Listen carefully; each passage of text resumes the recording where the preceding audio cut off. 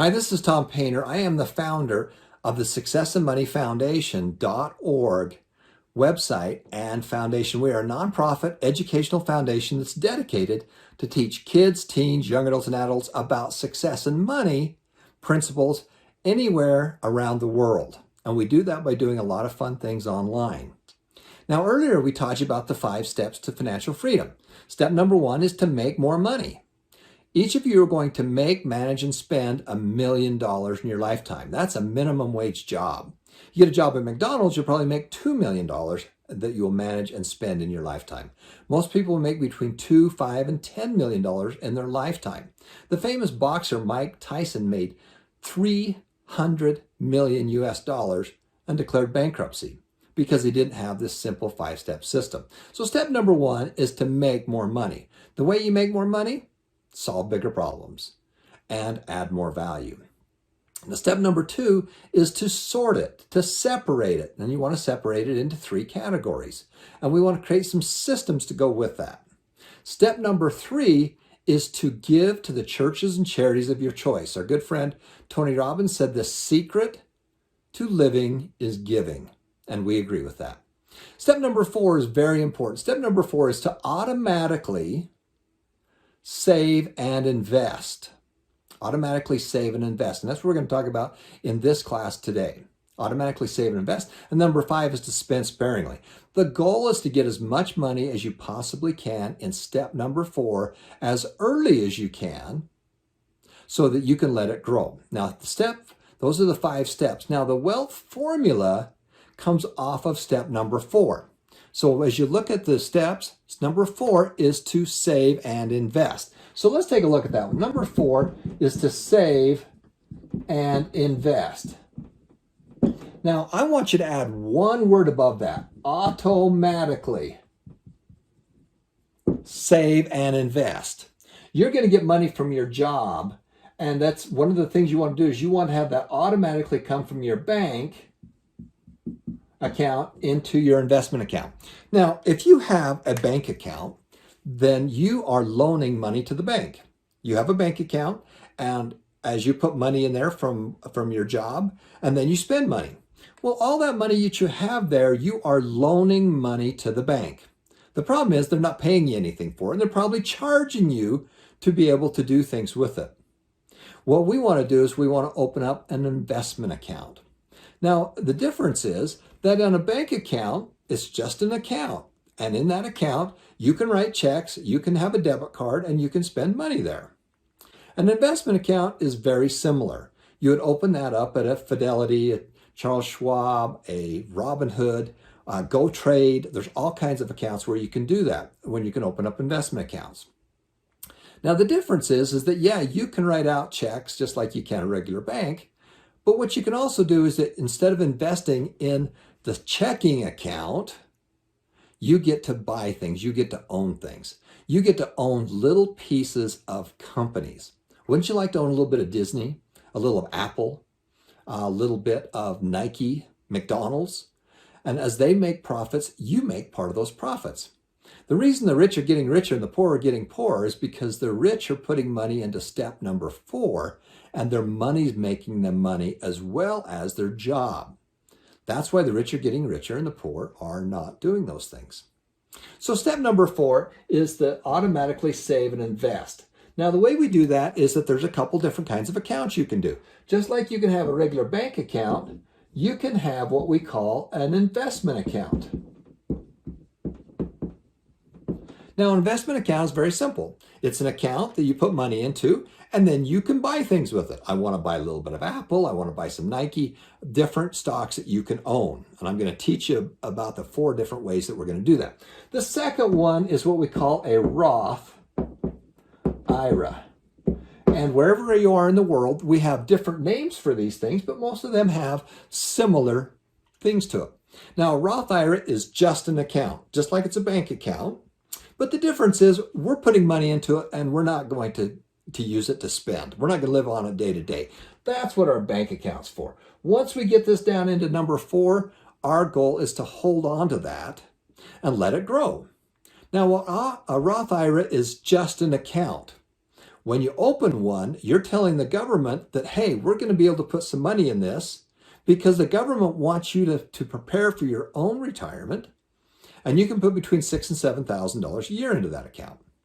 When you do, the government is saying, hey, we want you to take care of yourself. We want you so we don't want to have to take care of you. So we're going to let you do this.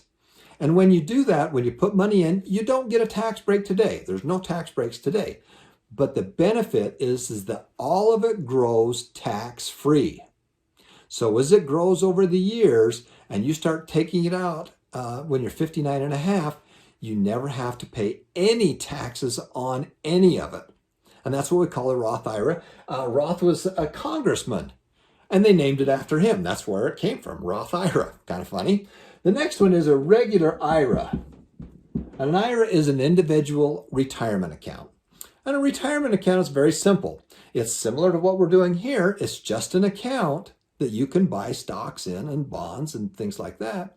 The difference is that as an incentive, the government says in this kind of account, we're going to let you deduct that first when you put money in. We're going to give you a tax break today.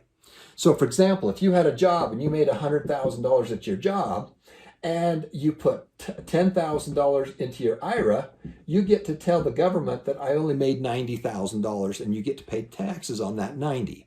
Okay? So they're giving you some benefit to do that. The negative is that you have to pay taxes on all of it when you pull it out, which is not much fun. Here on the Roth IRA, if you made $100,000 and you put $6,000 in there, you don't get any tax breaks. You still have to tell the government you made $100,000 for that year. But the benefit is you never have to pay any taxes on them. So when you're getting started, I highly recommend you get an investment account. I highly recommend you get a Roth IRA and a regular IRA. You can also get a 401k. And many companies have a 401k. And what that is an account that many businesses open where they take that money and we're going to donate a little bit of it to the employees. So the employees get a little bit of money from us that can go into that special account, and the employees can add to it. They can match it.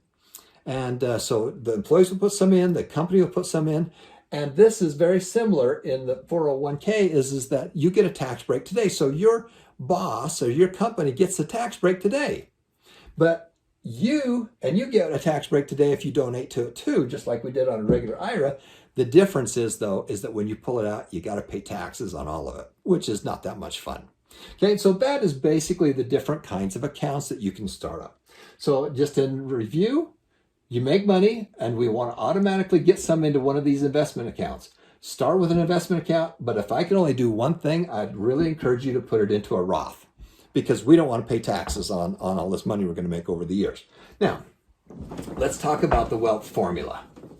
The wealth formula is very simple. As we have money coming into our investment accounts on a monthly basis, the wealth formula is we need money to come in on a monthly basis. We need money coming into this account on a monthly basis. Times time. We do this over a long period of time. Times going up in value. That equals wealth. That's generational wealth. That's wealth that you can hand down to the kids. That's assets that you own that make money. So money going in on a monthly basis times time, times going up in value equals wealth. So right here in number 4, we want to be able to put those into those different accounts on a monthly basis. Now, that's how you become wealthy. Now, most people are going to do that with their job. They're going to have a job right here, and that money's going to automatically come down into their investment accounts. Some people have a side hustle or multiple streams of income. They have small businesses. So I'm going to call that a small business or an MSI. And as they make money with those businesses, they can take that money, and our goal is to get it right down into our long-term wealth building program. We want that money to go right down there. And the more businesses that you have, real estate, multi-level marketing, selling eBay, Etsy, whatever it is, you can take the money and spend it, but I highly recommend that you get it down here. And the reason is that you need to create generational wealth. And more importantly, you need to teach those you love about these things. There's only 3 things. There's experience, there's knowledge, and there's money. And if you can only choose one of those three things, what's the most important? Well, it's probably experience if you learn from it. But if we can add knowledge, that's going to shortcut the experience problems. If somebody to tell us and show us what to do, we won't make as many as mistakes. They're more important than the money. Because if you give somebody just money without the knowledge, and more importantly, without the experience to know how to do it, then you're having some different issues there. Okay, so that's that piece right there. Now, many of you are going to buy real estate, and you're going to have a long-term home, you're going to have some rentals, and that's another class that we're going to talk about, because you can either loan or own things. So on this class, I want to talk a little bit about the stock market and how it works, and how people do well with it, and how some people make mistakes with it. So let's go ahead and erase all this. Now, the stock market is a place where you can own a little bit of different companies. Okay, so you can own a tiny, tiny slice of McDonald's. You can own a tiny slice of Apple. And there's 4 ways that you can participate in this. Number 1 is to pick and choose. This is what a lot of people do. And there are 7,000 or more publicly traded companies. Nike, Apple, McDonald's, whatever it is. And you can pick and choose. You say, hey, I want to own some of this, I want to own some of that, I want to own some of this, and you pick and choose the ones you want. That's one option. The second option, number 2, is you can hire somebody to do that for you. We call that a mutual fund. Now, a mutual fund, of all these different stocks out there, you're paying professional management to pick them. And they're saying, hey, we're going to pick these, and we're going to pick those, and we're going to do this as a full time. Now, the problem is that they're going to charge you some fees to do that. But if they make you money, you don't really care if you pay out the fees. Now, number 3 is an index. Now, an index fund, of all these companies that are out there, there are different kinds of indexes. Now, you hear the S&P 500. The S&P 500 in America is the 500 largest U.S. publicly traded companies. They're the biggest ones. So if you invest in an index and you say, I want to invest in the S&P 500, then you own a tiny, tiny slice of all 500 of those companies. The Dow is 30 companies, and it's one company from a computer company, a car company, a grocery store company, software company, and it's different industries, and there's 30 of them. I don't recommend that you follow the Dow. I recommend you follow the 500 biggest companies. Now, the advantage of this is the fees are less because they're not making any decisions. Vanguard was one of the first ones to really study this out and said, hey, we're not going to pick and choose. We already know the 500 biggest, and we're just going to invest in them. Now, around the world, they have indexes. They have all kinds of indexes that you can buy, but that's the concept. It's some criteria, which is like the biggest 500 or whatever it is. And that's an index. Now, the next one, number 4, which I really like, is Berkshire Hathaway. Okay, it's BRK. Now, Berkshire Hathaway is basically a stock. It's a stock. But why I like it so much is that this is a company that was created and started by Warren Buffett. And Warren Buffett is 91 years of age. And he's been doing this, and he's built this organization that is a massive company. And the difference is that it is a big organization that starts with insurance. And they have $150 billion of premiums that are under management. So let's say that you have a car insurance, like Geico. And so what happens is that people pay in premiums on a yearly or monthly basis, but they don't have an accident every year. And so Berkshire gets to take all that money and put it under what they call float. They have that money and they get to invest it. And Berkshire Hathaway with Warren Buffett are very good at that. And so they have $150 billion that a float that they don't have any cost in. The other thing is that they buy wonderful companies. They buy companies that do very well, and they have outperformed the S&P 500. Now, one of the reasons that they've done so well is because of the fees. The problem with picking and choosing for most people is they don't know when to start and they don't know when to stop. They don't know. They don't know a good one from a bad one. They are picking and choosing at the wrong time, and they are doing it off of emotion. Okay, so that's one of the problems here. The second one over here, the mutual funds can charge you between 1 and 2% money under management. So for every $100 you have in the account, they're going to charge you $1 to $2 just to manage that. So if your company came up and made a 6% profit, for example, okay, let's say that they did a 6%, and you had a 2% worth of cost, and you got to look very deeply because it could be less than that, then you only made a 4% net, okay? And so that's the cost right there. Now, the S&P 500, because they're not making decisions, they're just saying, we're just going to do the top 500. If it made that same 6%, it's like 0.5%. So the net is 5.5% net to you. Now, if this organization over here is going to do 7 or 8% or 9 or 10%, then it's worth it to pay the 2%. But on average, the S&P 500 outperforms the mutual funds. What I like about Berkshire Hathaway is that it's a stock. It's a stock. And the big companies only charge a very small commission to be able to buy it. You could buy $1 million worth of Berkshire Hathaway stock, and your commission is probably $4.95 if you're able to buy it in a chunk. Okay, so it's not much. Now, on average, because the cost is low here, Berkshire Hathaway has outperformed the S&P 500, which has outperformed the mutual funds, which has outperformed picking and choosing. Now, this is where people get it wrong, and this is where they create real problems. It's called asset allocation. Now, if you take all of your money, this, and there's 100% of that, where people really make the mistake is they hear a tip from a friend, a neighbor. Hey, this stock's going to explode. It's a rumor. It's something. And they take all their money and they gamble it on this. And then that company doesn't do well, or it goes sideways or something, and they lose their money and they get out at the wrong time. Warren Buffett says, be greedy when everybody else is worried about things, okay? And so what you want to do is you want to buy when people are selling. You want to be able to have that ability to do that. So the problem most people get into is that they pick and choose, and they're not very good at it, and they're not spending a lot of time at it.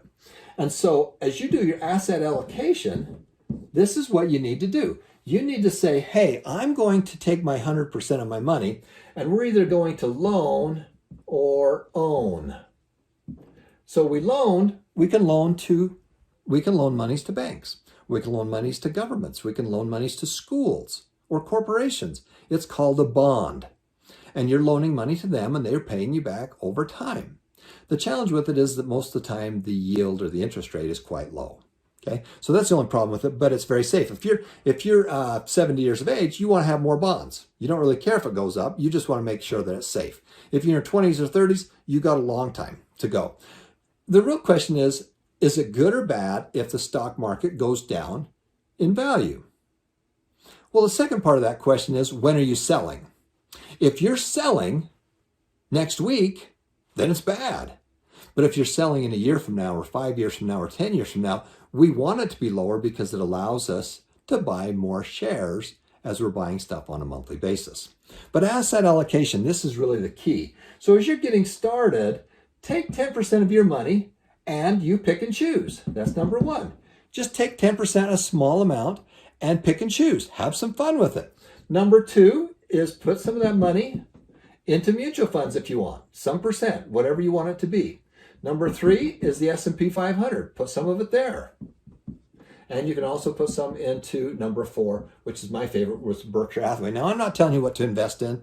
I'm just telling you I really love Berkshire Hathaway, what they've done over time. But in the recent handful of years, the S&P 500 has outperformed Berkshire Hathaway. Okay, so there's no perfect way, but the way we do is we start to balance what we've got here. We've got some real estate here and some other assets. And the way that you do that is you take a little bit of it and do that.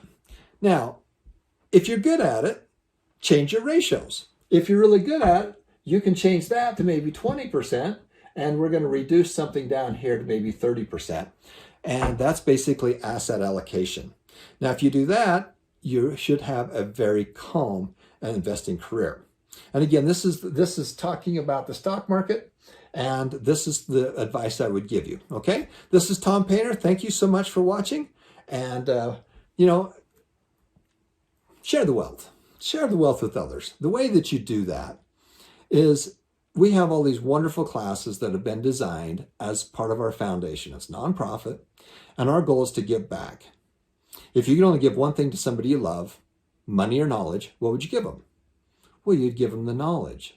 If you could add experiences with that, money and experiences, which is a little bit harder to do, then that is ideal. And then if you want to give your kids some money for whatever it is, then you do all three of them. Say that's crucial. So to reach out to us, you can go, you can follow us. Make sure you go to successandmoneyfoundation.org and get your free account where you go to all kinds of fun classes. You can reach out to us at successandmoneyfoundation@gmail.com.